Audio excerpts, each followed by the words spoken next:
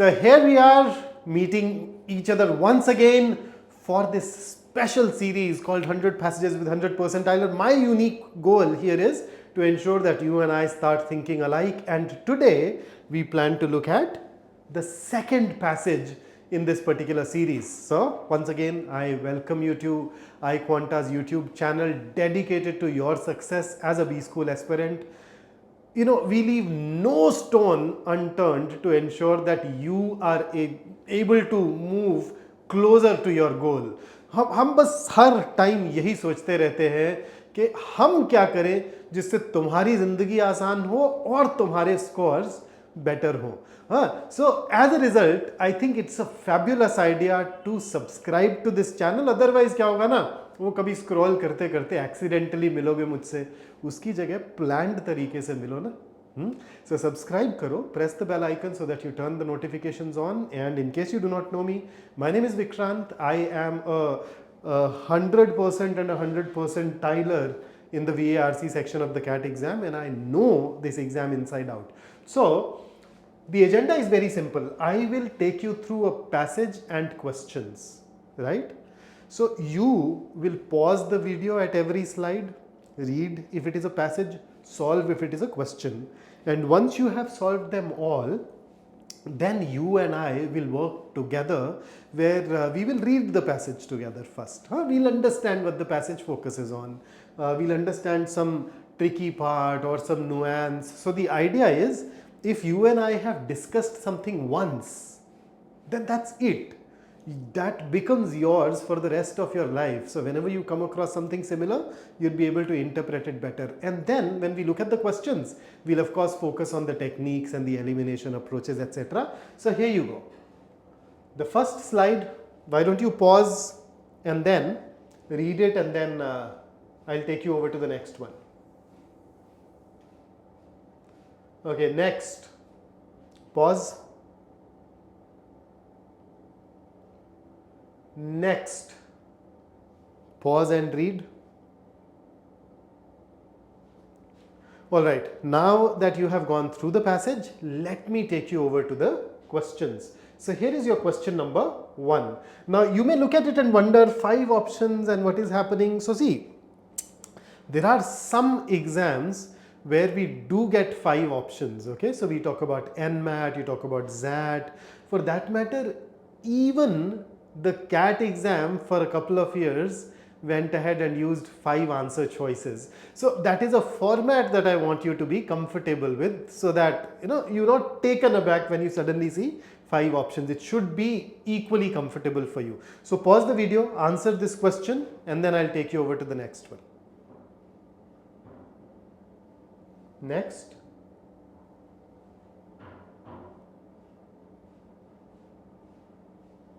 Next.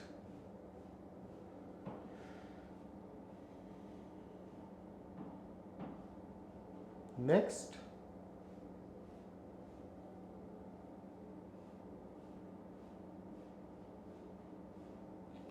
Next. So that's it. So you've gone through one passage with 5 questions. Hopefully you have answered all of these.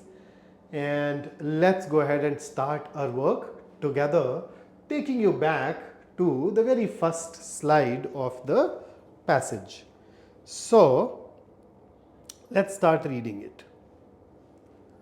Language is not a cultural artifact that we learn the way we learn to tell time or how the federal government works. Okay, so you're saying language is not a cultural artifact. Now, what exactly is an artifact? Artifact is an object, okay, such as a tool that was made in the past.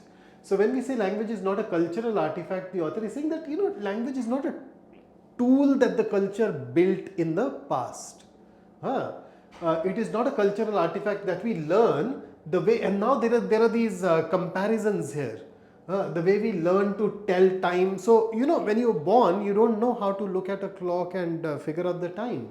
Or you obviously, half of us, a lot of us even today wouldn't know how the federal government works. So these are things that you learn. You see, language is not a cultural artifact like these things. Instead, it is a distinct piece of the biological makeup of our brains. Language is a complex, specialized skill which develops in the child spontaneously. So, notice spontaneously, automatically, you don't even require an external impetus, without conscious effort or formal instruction, is deployed without awareness of its underlying logic. So later on, for these entrance exams, there are times when we study grammar, and when we study grammar, we realize that there are so many rules and nuances and sequences and orders that we need to follow. But look at a child, hasn't even gone to school yet and can still speak. So the child may not know what goes beneath those sentences, but is able to use it. And it is qualitatively the same in every individual. Now, what do you understand by qualitatively? Qualitatively basically means related to how good or bad something is.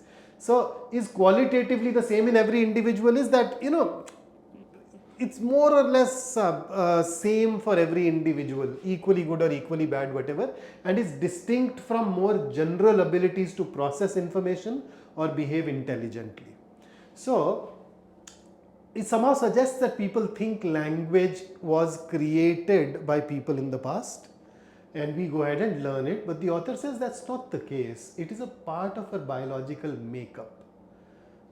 It is a complex, specialized skill, but you notice, develops spontaneously, no need for conscious effort, formal instruction. You don't even need to know the underlying logic, and yet it turns out to be same in this ability turns out to be same for everybody. Notice qualitatively is distinct from some other abilities. Now, for these reasons, some cognitive scientists have described language as a psychological faculty. Now, what exactly is a faculty? Faculty has multiple meanings. One of the meanings is a natural I'd say, a natural ability to do something. So for example, we have this faculty of hearing, faculty of vision. It's a natural ability to hear things, see things, or faculty can at times also refer to a special ability to perform a particular thing, right? So here we are saying language is a psychological faculty. So basically it is an ability of the mind. In fact, the author says it's a mental organ. So we can think of it as a dedicated part in the brain. Just like we have a heart, we have lungs, we probably have a language center in our mind that helps us work on language. A neural system. Neural is related to nerves or brain. So a system that utilizes our neurons or nerves or our brain and a computational module. Now, what exactly is a module? A module is a part of a whole that does something. So computational module is a part of a whole that computes something. So here when you say it's a computational module, there is a part in the brain that allows you to compute language or structure all those ideas, all those things in your mind. So some cognitive scientists think of language as these things, but the author says, but I prefer the admittedly quaint term instinct. Quaint basically means something which is charming or attractive because it is unusual, because it is old-fashioned. So say a lot of, there are some scientists who would probably describe language in this way, but the author says here, I prefer calling it an instinct. So it conveys the idea that people know how to talk in more or less the sense that spiders know how to spin webs. Look at this analogy here. So web spinning was not invented by some unsung spider genius and does not depend on having had the right education or on having an aptitude for architecture or the construction trades. Rather, spiders spin spider webs because they have spider brains which give them the urge to spin and the competence to succeed. So the moment he called it an instinct and compared it just with spiders, it's like, is there somebody who teaches a spider how to spin a web? Does a spider have to go to a school, learn, and then it is able to spin a web? No. It's an instinct for them. They do it naturally without being consciously aware of it. And that's exactly how we, according to the author, use language. So, although there are differences between verbs and words, I will encourage you to see language in this way, for it helps to make sense of the phenomena we will explore. Okay. So, on the whole, the core point that the author has made in this particular paragraph is that language is not something that we learn, it is something that we are born with, it is an instinct that we have. And that's how he wants us to look at it. Next. Thinking of language as an instinct inverts the popular wisdom, especially as it has been passed down in the canon of the humanities and social sciences. So, canon basically refers to a rule, a law, a principle in a particular area. Canon can also mean the writings that are generally agreed to be important or right. So, basically, there are these books of humanities and social sciences which are considered good, which are considered important. According to those books, language is not an instinct. Okay, because when you think of it as an instinct, it inverts the popular wisdom, especially what is mentioned here. Language is no more a cultural invention than is upright posture. Now come to think of it, we have an upright posture, right? Our ancestors, the primates, used to walk on all the four, right? They'd use obviously all the four, the two hands, the two legs. In fact, they had four legs and they used to walk it, and then suddenly human beings learned to walk upright. So, was it a cultural invention, the upright posture, where we are standing on our legs? What is culture? Culture is frequently repeated actions in a society. And then these actions make one society distinct from another. But then upright posture is common to every human being. So just one day we just learned to walk upright automatically. There is no third person who must have come to us and taught this to us, right? So saying similarly, that's how language is. So it's not a cultural, basically the core idea is it's not a cultural invention. It is not a manifestation of a general capacity to use symbols. So it is not even coming out of another ability, the ability to use symbols. So a 3-year-old, we shall see, is a grammatical genius, absolutely, is able to talk, but is quite incompetent at the visual arts. Visual arts require symbols. So visual arts is like painting, then religious iconography. Religions also have used symbols, but a 3-year-old won't know it. Traffic signs, a child has to be taught. Red means stop and all that. So he learns. So, and the other staples of the semiotics curriculum. Now, semiotics basically means the study of signs and symbols. Okay. So, the core point once again is, some people say that it comes out of a general capacity to use symbols, but the author says that's not true. Look at a 3-year-old, he does not know how to use or interpret symbols across various domains, yet he is a grammatical genius. So it means that language somehow is separate from it and does not depend on your ability to deal with symbols. Though language is a magnificent ability unique to Homo sapiens among living species, it does not call for sequestering the study of humans from the domain of biology. Okay, when you sequester means to separate, sequester means to isolate. Remember, nowadays there is this talk of global warming and excess of carbon dioxide. So scientists are trying to discover different ways of sequestering the atmospheric carbon dioxide. So they want to suck out the carbon dioxide from the atmosphere and then separate it in some chamber, in some other chemical somehow. So the author says, yes, language is a magnificent ability which is unique to humans, but it does not mean that you study human beings separately or give them a special treatment within biology. We say that, okay, they are different from every other living entity. Why? For a magnificent, for is used as because here, okay, because a magnificent ability unique to a particular living species is far from unique in the animal kingdom. So he's saying that a particular species possessing a unique ability is not a unique trait in biology. What it means is that you would find plenty of species that have a unique ability that no other species possesses. So, for instance, humans have this unique ability to use language, but then if we look at the examples further up, some kinds of bats home in on flying insects using Doppler sonar. Do we have this ability? Doppler sonar? No, that's unique to those bats. Some kinds of migratory birds navigate thousands of miles by calibrating the position of the constellation against the time of day and year. That's unique to them.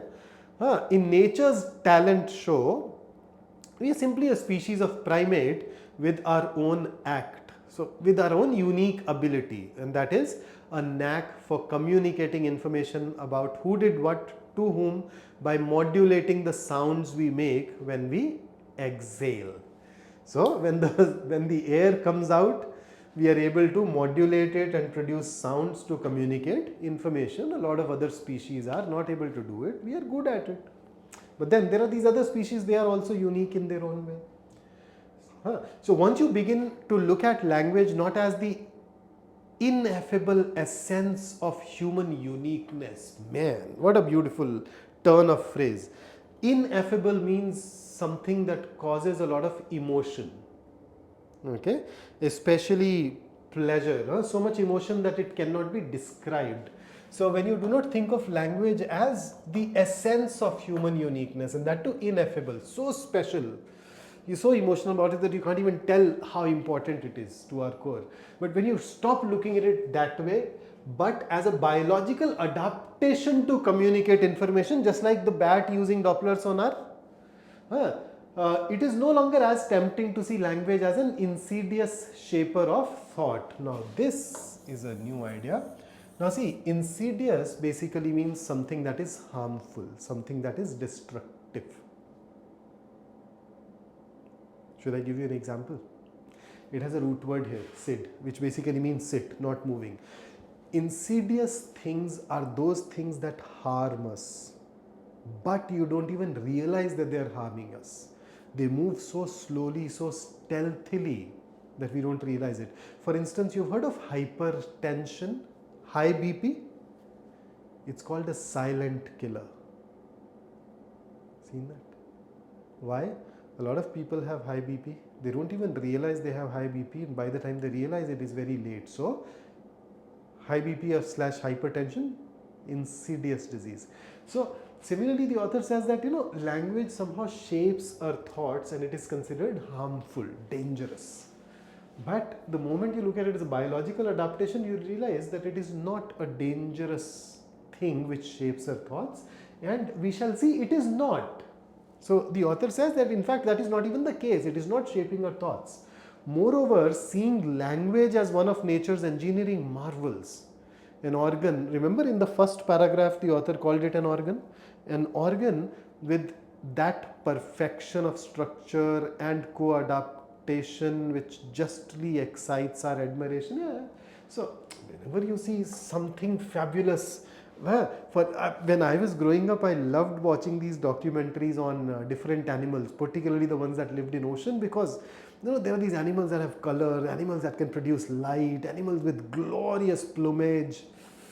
So when you look at those things, you admire them, right?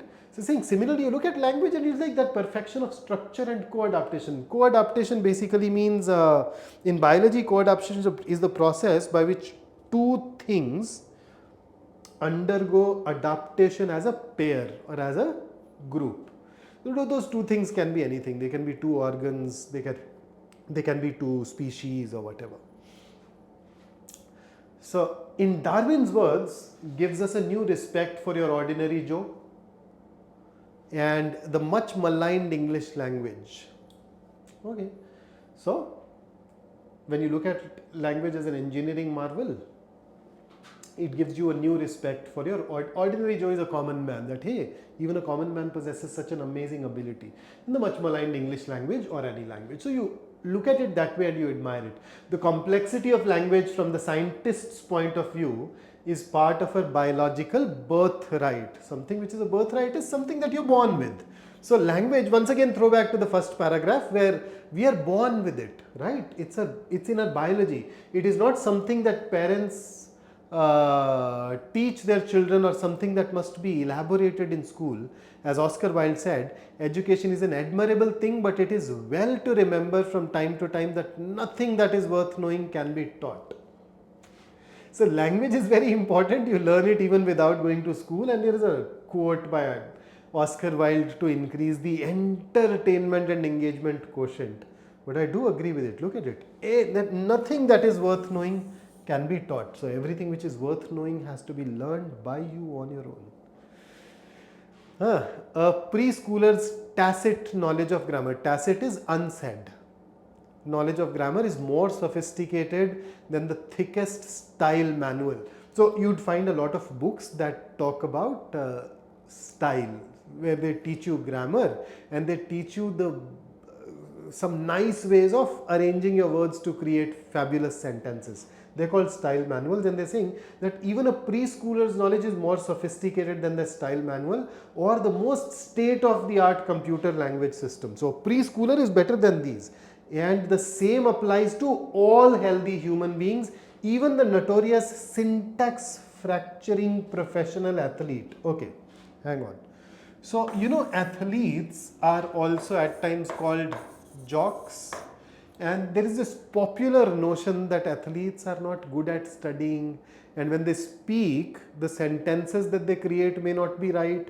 So you realize in English we have something called a syntax, a subject, a verb, an object. You're supposed to arrange all those words in the right sequence, in a grammatically correct order. But then an athlete normally is not good at it. He'll fracture that syntax. He may not use those standard structures. But the author says that the same applies, this ability of grammar, language applies to all human beings, including these guys who would probably be fracturing the syntax. And now this is fun, huh?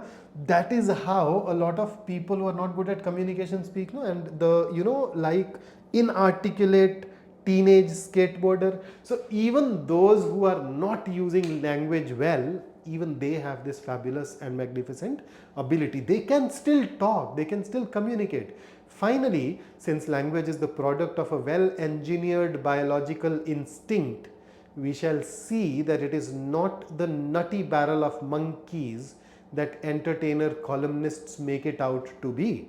Now, nutty barrel of monkeys is an idiom which means very funny and enjoyable. So, language is not a very funny and enjoyable thing that a lot of columnists would have you believe. So, let's go ahead and start with the question. So the first one, according to the passage, which of the following does not stem from popular wisdom on language? So basically 4 of these are the popular notions of language. One of these is not a popular notion, and that has to be our answer. So let's see. Language is a cultural artifact. Yes, it is how people popularly look at it. This in fact was the very first sentence. So the author has written the passage to tell us that language is an instinct. How did it start? It is not a cultural artifact. So people may think of it as cultural artifact. People think of it as cultural invention. He's given examples at different places. Let me once again, if I take you back, cultural artifact. Okay, then thinking of language especially has been passed down. It is no more a cultural invention than is. So people may think it is a cultural invention, but it is not. Language is learnt as we grow. Popular wisdom says that it is acquired. The author argues that is not the case. It is an instinct. Language is unique to Homo sapiens. Yes, last paragraph. Popular notion, second and third paragraph both.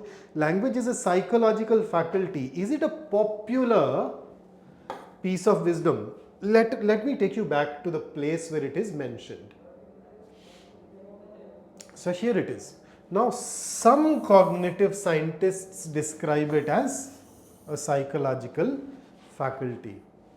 So a term that is used by, forget some, if there is a term that is used by just the scientists, can we call it popular? And within scientists, they are cognitive scientists. So not all scientists, but cognitive scientists. They're not all cognitive scientists either. some cognitive scientists. So definitely not something that can be termed a part of popular wisdom, and that is why our answer here has to be E. This is something that we very clearly know is not a part of popular wisdom but is used only by some cognitive scientists. So that is why E. Then next, which of the following can be used to replace the spiders know how to spin webs analogy as used by the author? So why did the author use the analogy? The author said that, see, I look at language as an instinct. For example, spiders weave webs, don't have to go to school. So essentially this analogy was basically there to prove that language is an instinct. It is something that you do not consciously learn. It is something that you are born with. It is something that is automatic for you. You won't have to learn it or whatever. So if we don't want to use this analogy but some other analogy, we basically need to pick up some other species engaging in some particular act which is not learned, which is something that you're born with. So let's see, a kitten learning to jump over a wall. So kitten, yes, but jumping over a wall, is it something that they're born with? They can walk, they can run, but can they just jump over a wall? I don't know. So let's keep it in running. Bees collecting nectar. Well, bees collecting nectar, nobody has to tell them to collect nectar. One fine day, they just fly, they just go to a flower and they know exactly what they need to do. So yeah, this is a great fit. A donkey carrying a load. Have you seen a donkey carrying a load in nature? Humans do that to them. Humans teach them this. A horse running a derby, a race, a show. Humans. In nature they won't do that. They have to be trained for it. A pet dog protecting its owner's property. Again, something that has to be taught. So I think the confusion can be at the best between A and B. But in B, we very clearly know that we don't have to teach them how to take nectar. But in A, jumping is definitely going to come naturally to a cat, or so I hope. Jumping over a wall, I'm not that sure. And therefore, that makes B a better answer choice than A. So that is why we should go ahead and opt for B. Let's go ahead and dive into our next question. According to the passage, which of the following is unique to human beings? Ability to use symbols while communicating with one another. Is this unique? We don't know. It is not something that has been said anywhere in the passage. Ability to communicate with each other through voice modulation. This is stated. In case you don't recall this, let me take you back. Here or here? Here. So, we are talking about unique abilities, right? Humans communicate. But then we have a unique ability, so do other species that have some other unique abilities. And then look at what it says here. In nature's talent show, we are simply a species of primate with our own act. Where here, talent show, act, it's a metaphor, right? So act here is our unique ability. So what is our unique ability? A knack for communicating information about who did what to whom, ignore it all. A knack for communicating by modulating the sounds we make when we exhale. So that's voice modulation. So that is something that is unique to us for sure, according to the passage. Ability to communicate information to other members of the species. Now, it's not about communication, it is about communication in the way in which we use it. So you can rule that out. Ability to use sound as means of communication. Maybe there are other species that are using sounds, but they do not modulate it the way we do. And therefore, since C was very easy to rule out, so E automatically gets ruled out. So if I have to look at A, B and D, I realize that B is mentioned as it is, as a unique ability, not as it is, but then using a different set of words as a unique ability, and therefore that has to be our best answer choice here. Okay. So B it is. Then the next one. According to the passage, complexity of language cannot be taught by parents or at school to children because. Why can't it be taught? Because it is something, remember, it's an instinct, because we are born with it, right? It's not something that is learnt anyway. So, keeping that in mind, which option should we choose? In fact, if you go back to the third paragraph, remember the term that was used was biological birthright. First paragraph uses instinct. Then there is a scientist's point of view that language cannot be taught. So let's look at it. Children instinctively know language. Yes, something that you instinctively know does not need to be taught. Children learn the language on their own. It is not something that you learn. It is, so remember that spider analogy. You don't learn to weave a web. You're born with it. You have a spider brain, so you weave. You have a human brain, so you speak. Language is not amenable to teaching.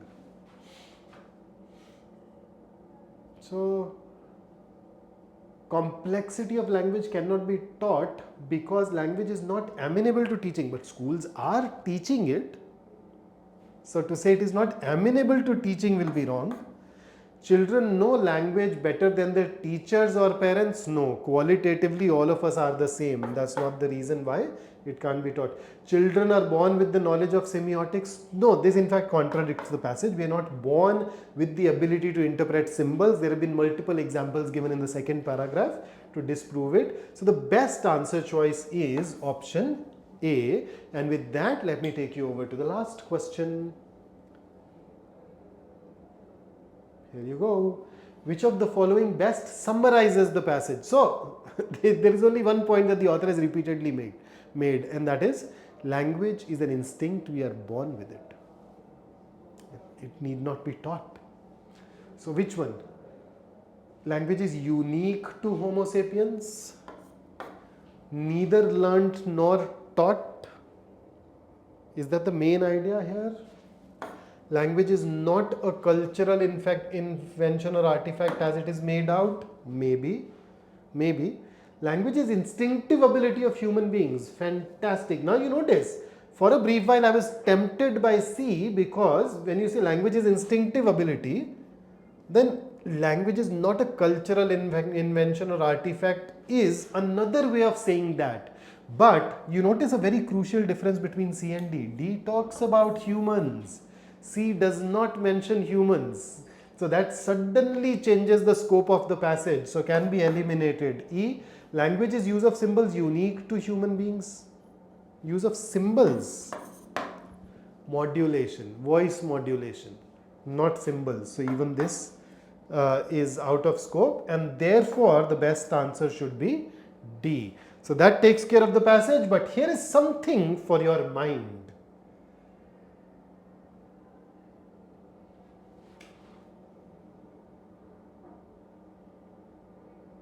So a lot of people throw their garbage at us. A lot of people tell us we can't achieve great things, but the truth is you can. So do not allow anybody to pull you down. Please remember that you have it in you. You can do it. So that's it from me. I look forward to meeting you in our next passage in the next discussion. Until then, don't forget to stay in touch. Let me know if we can help you in any other way. And once again, please subscribe to the channel, press the bell icon, and if you like working with me, like the video too. Take care.